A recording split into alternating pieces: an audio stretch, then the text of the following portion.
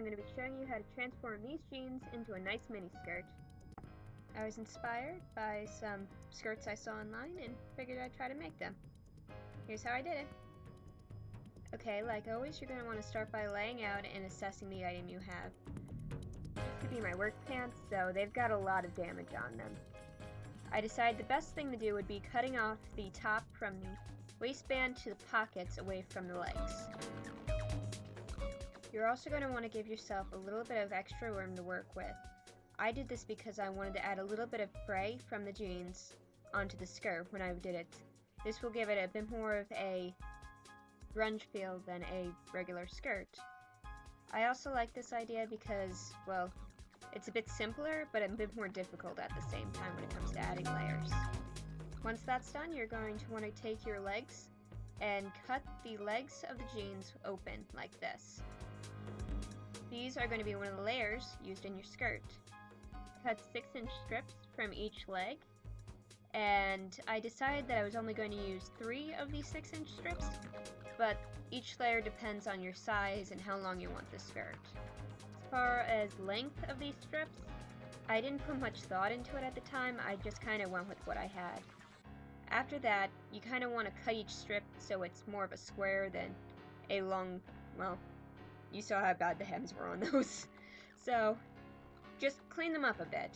Clean up the edges, and then you're going to want to sew them all together until you have a gigantic circle-like thing. That's a technical term. I know what I'm doing, I swear. Once that's done, you're going to want to take your layer and hem it down about 1 inch. Now you have your first layer hemmed. Yay! Check the length by overlaying this layer with the top of the pants. If you want, this could be it, or if you're more like me, you can add as much as you like.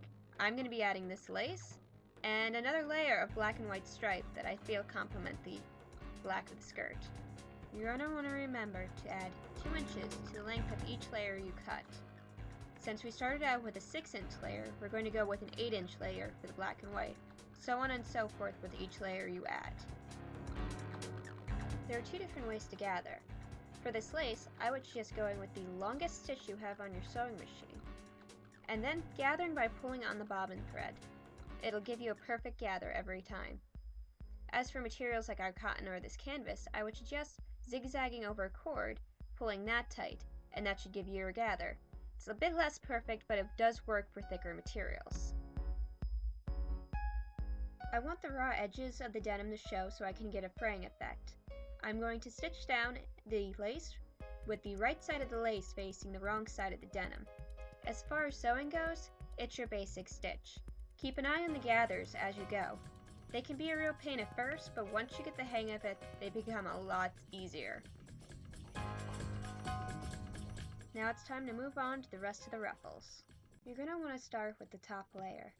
Fold it into fourths and mark where the fourths are. Make it easier for attachment as well as gathering. For me, I found it easier adding the second layer right to the first layer.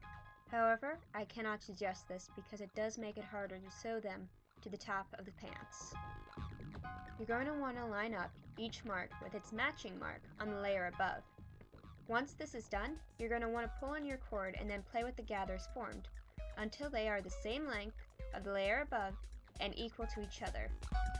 Then you are going to sew it down, once again keeping an eye on the gathers as you go. This is probably a poor time to mention it, but any serging or edge finishing you're going to want to do on the layers, you're going to want to have done before this. As for attaching these layers to the jeans, just follow the previous steps. Mark into fourths, line them up, gather them, and then sew. After this, you should be done!